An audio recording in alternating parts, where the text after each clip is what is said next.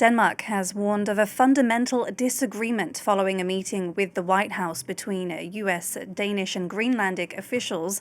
Foreign Minister Lars Løkke Rasmussen said the talks with Vice President J.D. Vance and Secretary of State Marco Rubio showed potentially intractable differences over the political future of Greenland.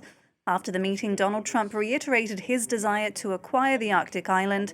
Meanwhile, Denmark says it's beefing up military drills and deployment in defense of Greenland in conjunction with NATO allies. France, Sweden, Germany and Norway are among the countries deploying forces. Well, to talk more about this, we can bring in France 24's Dave Keating. Dave, the ongoing military exercises show a united front of Europe. Yeah, I mean, there's been two things that the governments participating in this operation have wanted to stress. One is that this is only an initial mission, that is a reconnaissance mission to prepare the way for a larger mission to come. So even though the numbers are quite small in terms of the troops, they are preparing the way for a larger deployment, and that will likely involve more countries. We're hearing that Canada might be involved. Also, possibly the UK. There's one British advisor participating in the current mission, reportedly, that suggests that there might be British troops coming, although the government has not confirmed that. The other thing that these governments have been keen to stress is that this is a NATO allied mission.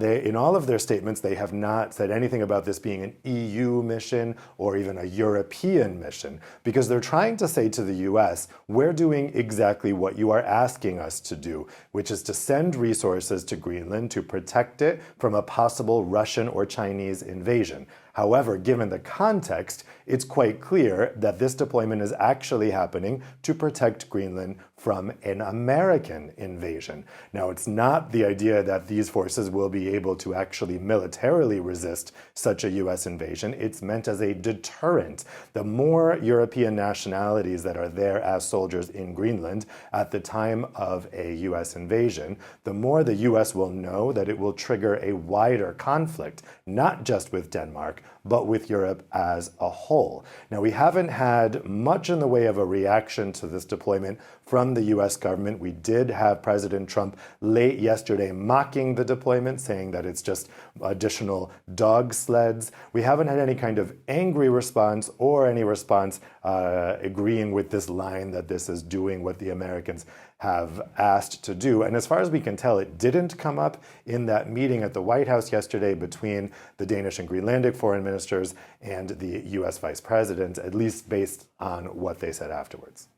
All right, so do you think Europe can still change Trump's mind on this issue? Well, that was certainly the hope of the Danish and Greenlandic foreign ministers when they went to Washington yesterday. However, you could tell from their body language after the meeting that this meeting did not go well. It was a hastily arranged meeting. They were by themselves, not with their U.S. counterparts, speaking in front of a cocktail reception table with a tablecloth on it. In terms of optics, it didn't really project strength, to say the least. Now, the backstory of this is interesting. Reportedly, the foreign ministers only wanted to meet with their counterpart, Secretary of State Marco Rubio, but then the U.S. Vice President J.D. Vance insisted on being at the meeting.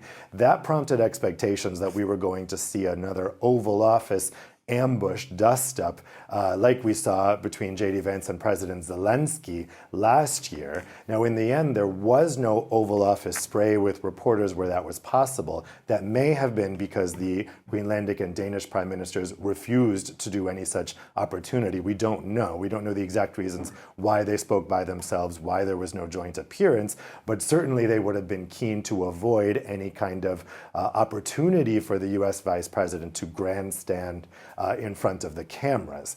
Now, in those comments, you could tell that the Danish foreign minister, Lars Rasmussen, was very keen to not escalate the situation. He has been pretty blunt in the past. You could see from how tightly controlled he was that he was really trying to stick to a line that was given to him by the government in order not to escalate the situation. But then during the Q&A, he said, I think in a kind of unguarded moment, that they could not come to the same page and that Donald Trump was apparently intent on, quote, conquering Greenland. I think that was an unguarded moment. However, that is what led led all the headlines after the meeting. So clearly, after this meeting, Denmark has not come out thinking that it's made any progress in terms of negotiations. They have set up this working group that's supposed to talk about these issues to come, but you could see from the faces of the foreign ministers that they're not really expecting any breakthrough anytime soon, at least until the US president maybe gets sidetracked with something else.